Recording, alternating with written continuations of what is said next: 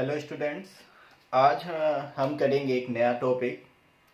Partnership का एक नया टॉपिक है जिसका नाम है पास्ट एडजस्टमेंट। इसमें क्या होता है बेटा, कुछ गलतियां हो जाती हैं, मतलब प्रॉफिट बांटते वक्त, प्रॉफिट डिस्ट्रीब्यूट करते वक्त, या सैलरी देते वक्त, या इंटरेस्ट ऑन कैपिटल देते वक्त, या इंटरेस्ट ऑन ड्राइंग चार्ज करते वक्त, मतलब कुछ ना कहीं कोई गलती हो जाती है, कुछ एरर्स आ जाते हैं। तो उन एरर्स को जब इन एरर्स का जब बाद में पता चलता है तो अब दोबारा अकाउंट बनाना तो बहुत मुश्किल होगा, बहुत टाइम लगेगा।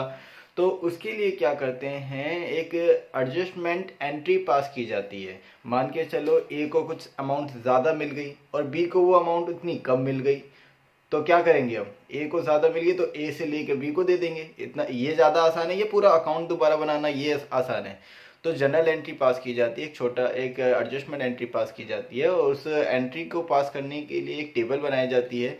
उस टेबल का नाम होता है टेबल शोइंग एडजस्टमेंट, जिससे हम ये पता चलता है हमारे पास कि किसके पास कितनी अमाउंट ज़्यादा आ गई और किसके पास कितनी अमाउंट कम आ गई है। तो उसके लिए हम एक टेबल बनाते हैं। उस टेबल को देखिए हम कैसे करते हैं, उन गलतियों को हम कैसे सुधारते हैं। तो पहले देखिए ये टेबल, उसके बाद मैं एंट्री आपको बताऊंगा।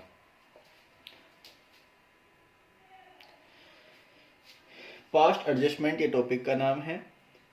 ये लिख दिया हमने, टेबल शोइंग एडजस्टमेंट पर्टिकुलर्स, और जितने पार्टनर होते हैं उतने कॉलम बनेंगे, प्लस एक एक्स्ट्रा बनेगा फर्म का। तो मान के चलो यहाँ पे दो ही पार्टनर थे, ए और बी, और एक कॉलम बन गया फर्म का। और हर एक पार्टनर के कॉलम को दो भागों में बांट दिया जाएगा, टू पार्ट्स में डिवाइड कर दिया जाएगा, डेबिट और क्रेडिट, डेबिट और क्रेडिट, डेबिट और क्रेडिट।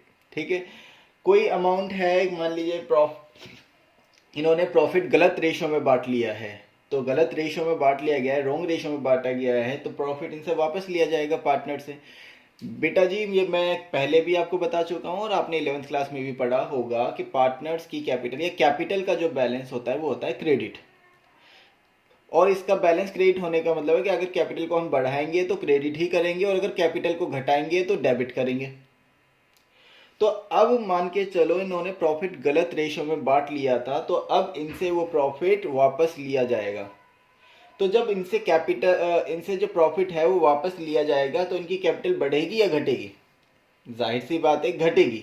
और जब कैपिटल घटती है तो पार्टनर्स को डेबिट किया जाएगा, इनकी कैपिटल को डेबिट किया जाएगा। तो यहाँ लिखेंगे रॉन्ग प्रॉफिट डिस्ट्रीब्यूटेड, और डेबिट में लिख देंगे रॉन्ग प्रॉफिट डिस्ट्रीब्यूटेड, और डेबिट साइड में लिख देंगे। और इनको जोड़कर फर्म के क्रेडिट में लिख देंगे, क्योंकि फर्म के लिए वो इनकम है, इनसे लिया जाएगा और फर्म को दिया जाएगा। तो फर्म के लिए वो इनकम है तो फर्म के क्रेडिट में लिख दिया जाएगा। इसी तरह से इंटरेस्ट ऑन कैपिटल है, मान के चलो देना 5% था, दे दिया 6%। They have credited 6% instead of 5%, यानी कि 5% की जगह 6% दे दिया। they have credited interest at the rate 5% instead of 6%, यानी 5% की जगह वो 6% की जगह इन्हें 5% दे दिया। क्रेडिटेड टू देम एट 5%, उनको 5% क्रेडिट कर दिया। इंस्टीड ऑफ 6%, 6% की जगह इनको 5% दे दिया है। तो भाई क्या करेंगे, 5% वापस ले लेंगे, पार्टनर्स को डेबिट करेंगे और फर्म को क्रेडिट करेंगे, और 6% दे देंगे, यानी कि पार्टनर को क्रेडिट करेंगे। अब देंगे यानी कि इंटरेस्ट इनको जब अलाउ होगा 6%, तो वो इनको पार्टनर्स को क्रेडिट कर देंगे और फर्म को डेबिट कर देंगे। या इसी केस को दूसरे तरीके से भी किया जा सकता है कि भाई इनको जो है देना तो था 6%, दे दिया है 5%, तो 1% और देना है, 1% इंटरेस्ट और देना है। तो यहाँ लिख देंगे इंटरेस्ट ऑन कैपिटल और 1% दे देंगे, 1% और क्रेडिट कर देंगे। तो देने का मतलब उनकी कैपिटल बढ़ जाएगी, यानी क्रेडिट कर देंगे, और फर्म को कर देंगे डेबिट। जो इस तरह से सारी चीज़ें करके, यानी कि जो पार्टनर्स को मिलनी है उससे तो पार्टनर की कैपिटल क्रेडिट हो जाएगी और फर्म को डेबिट कर देंगे, और जो पार्टनर से वापस लेना है वो पार्टनर को डेबिट कर देंगे और फर्म को क्रेडिट कर देंगे। इतना करने के बाद फिर देखना है ये फर्म का टोटल करना है, कौन सी साइड ज़्यादा है। मान के चलो ये वाली क्रेडिट वाली साइड ज़्यादा है, ये वाली साइड ज़्यादा है, तो यही अमाउंट हम यहाँ लिखेंगे और इसमें से ये अमाउंट घटा देंगे। ये डिफरेंस आया, मान के चलो डिफरेंस आ गया। तो अब देखो फर्म का क्रेडिट वाली साइड ज़्यादा है, इनकम ज़्यादा है, क्रेडिट मतलब इनकम, प्रॉफिट वो ज़्यादा है, और डेबिट वाला कम है, तो ये प्रॉफिट निकल के आया। तो यहाँ लिखेंगे इसके सामने प्रॉफिट टू बी डिस्ट्रीब्यूटेड जो भी रेशो गिवन होगा उस रेशो में पार्टनर्स को बांट देंगे। देखो यहाँ ये निकल के आया है डेबिट में, ये जो प्रॉफिट का डिफरेंस जो निकल के आया है डेबिट में निकल के आया है, तो फर्म पार्टनर्स यानी फर्म के डेबिट में है तो पार्टनर्स के क्रेडिट में बटेगा ये, ठीक है, यहाँ पे हो जाएगा। लेकिन अगर बाय चांस डेबिट वाली साइड ज्यादा होती और यहाँ पे निकल के आता वो लॉस होता, तो लिखते हैं हम लॉस टू बी डिस्ट्रीब्यूटेड, और यहाँ क्रेडिट में निकल के आया ना, निकल के आता तो फिर पार्टनर्स के डेबिट में बांट देते। इतना करने के बाद फिर पार्टनर्स का देखते हैं, डेबिट के अमाउंट अलग जोड़ते हैं, क्रेडिट की अमाउंट अलग जोड़ते हैं, डेबिट और क्रेडिट की दोनों अमाउंट अलग अलग जोड़ते हैं, फिर देखते हैं डिफरेंस किसका है। मान के चलो यहाँ पर 6000 निकल के आया डेबिट का टोटल, यहाँ 5000 निकल के आया, ये 6000 निकल के आया, तो 5000 निकल के आया ये वाला, और ये 6000 निकल के आया। तो पहले ए का देखो, ए का डेबिट है 6000 और क्रेडिट है 5000, तो 1000 रुपये का डिफरेंस है, वो भी ज्यादा कौन सा वाला है, डेबिट वाला, तो ये हो गया डेबिट।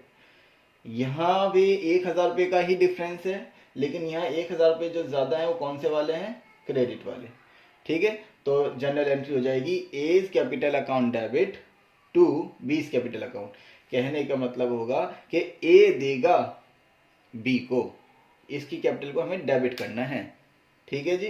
तो ये आपका मतलब एक तरह से वर्किंग नोट है और एंट्री यहीं से यहीं पास हो जाएगी। और अगर कैपिटल फिक्स हुई तो क्या, तो पहले अगर करंट फ्लक्चुएटिंग होती है तो एंट्री क्या बताई मैंने, जैसे यहाँ डेबिट लिखा है तो as capital account debit to B's capital account, और लिखेंगे being adjusted amount given by A to B. लेकिन बाय चांस अगर मतलब कैपिटल फिक्स्ड है तो फिर कैपिटल की जगह करंट अकाउंट आएगा, यानी कि जनरल एंट्री हो जाएगी as current account debit to B's current account, ठीक है। तो ये एक तरह से आपका वर्किंग नोट था, ठीक है। ये आपको मैंने टेबल समझाई है। चलिए अब एक क्वेश्चन करते हैं, एक आसान वाला क्वेश्चन पहले करते हैं, फिर हम कोई दूसरा क्वेश्चन करेंगे। तो बच्चों ये है क्वेश्चन को देखिए। Riya, Mona and Nisha share profits in the ratio of 3:2:1। Profits for the last 3 years were rupees 1,40,000, rupees 84,000 and rupees 1,06,000 respectively. These profits were by mistake distributed equally. The अच्छा देखिए, रिया, मोना और निशा 3 पार्टनर हैं, उनका प्रॉफिट शेयरिंग रेशियो तो है 3:2:1, और पिछले 3 साल का जो प्रॉफिट था 1,40,000, 84,000 और 1,06,000 वो गलती से इक्वली बांट लिए गए, जबकि बांटना किस रेशियो में था, 3:2:1 में बांटना था, लेकिन बांट लिया गलती से इक्वली। बांटना था इस रेशियो में, बांट लिया इस रेशियो में, इक्वली बांट लिया 1:1 में, ठीक है। The error is now to be corrected. अब इनको करेक्ट करना है इस एरर को। गिव एन एडजस्टमेंट एंट्री, और आपको एक एडजस्टमेंट एंट्री पास करनी है। क्या आपका सवाल समझ में आ गया? गलती कहाँ पर है? प्रॉफिट के बांटने में। पहले देखो, पहले कितना प्रॉफिट हुआ ये, 1,06,000, 84,000 और 1,40,000 ये हुआ। जोड़ दो इन्हें, 0 0 0, 6 4 10 हासिल लगा 1, 8 और 4 12 और 1 13 हासिल लगा 1 2 और 1 3, 3,30,000 रुपये को इन्होंने इक्वली बांट लिया।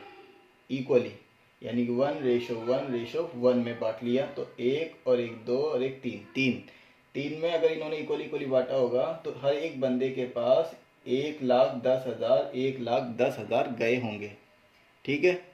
जबकि जाना कितना था, 3,30,000 को बांटना था। 3 और 2 5 और 1 6, 6 से डिवाइड करो, 6 पंजे 30 और 6 पंजे 30, 55,000। 55,000 की मल्टीप्लाई एक बार 3 से करो, 1 2 3 पंजे 15, 3 पंजे 15, 1 16, 1,65,000 और 55 दूनी 1,10,000 और 55,000। चलिए इसे सॉल्व करते हैं। अभी देखिए, रॉन्गली प्रॉफिट डिस्ट्रीब्यूटेड 1,10,000 मतलब एक एक दस एक दस एक दस, ये तीनों ने आपस में बांट लिए थे, तो इनसे वापस लिया जा रहा है, और जब इनसे वापस लिया जाएगा तो इनकी कैपिटल हो जाएगी डेबिट। तो हमने डेबिट साइड में लिख दिया 1,10,000, 1,10,000, 1,10,000। इनसे वापस लेके फर्म के पास जाएगा, तो फर्म के लिए वो इनकम है, तो हमने इनके क्रेडिट में लिख दिया 3,30,000 रुपये, तीनों को जोड़कर। ठीक, और कोई मिस्टेक है नहीं क्वेश्चन में, तो बस क्या करा, बस यही टोटल किया 3,30,000, यही 3,30,000 यहाँ पे लिखा, और 3,30,000 ऊपर आ गया क्योंकि घटाने के लिए कुछ है नहीं, तो ये 3,30,000 रुपये का प्रॉफिट आ गया, क्योंकि ये इनकम वाली साइड है, इनकम वाली साइड जो है ज़्यादा होती है, तो ये प्रॉफिट ही निकल के आता है। अब इस प्रॉफिट को बांट देंगे, actual profit to be distributed, actual profits to be distributed, 3, 2, 1 में, 3, 2, 1, 3, 2, 1 में बांट दो इसे, हमने बांटा था। अब ये देखो, फर्म के डेबिट में तो पार्टनर्स के क्रेडिट में आएगा 1,65,000, इस 3,30,000 को 3, 2, 1 में भी मैंने बांट के दिखाया था उसी में, तो 3 लाख मतलब 1,65,000, 1,10,000 और 55,000, यही है। अब इनका टोटल आया 1,10,000, इसका टोटल आया 1,65,000, इसका टोटल 1,10, और इसका टोटल भी 1,10, इसका टोटल 1,10, और इसका टोटल 55। बस अब एंट्री करने के लिए अमाउंट आ जाएगी आपके पास, चलिए देखते हैं कैसे आएगी। यहाँ 1,10 है डेबिट वाली, यहाँ 1,65 है क्रेडिट वाला, तो 55,000 रुपये क्रेडिट वाला बचा, क्रेडिट वाला बचा। यहाँ ना डेबिट की अमाउंट बची ना क्रेडिट की, इक्वल है। यहाँ 55 क्रेडिट है और 1,10 डेबिट है, तो 55,000 डेबिट वाला बचा। ठीक है, तो जनरल एंट्री क्या हो जाएगी, निशास कैपिटल अकाउंट डेबिट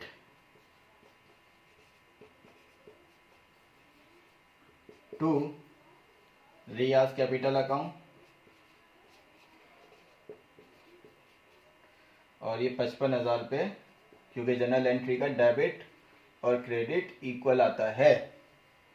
ठीक है, उम्मीद है आपको ये सवाल समझ में आया होगा, और ये जनरल एंट्री उसी फॉर्मेट में करनी है, जनरल एंट्री का जो फॉर्मेट होता है जर्नल में, date, particular, LF, debit, credit. ठीक है, और नरेशन क्या लिखेंगे, being adjusted amount is given bye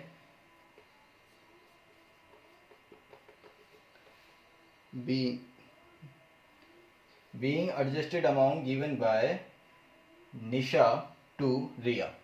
ठीक है।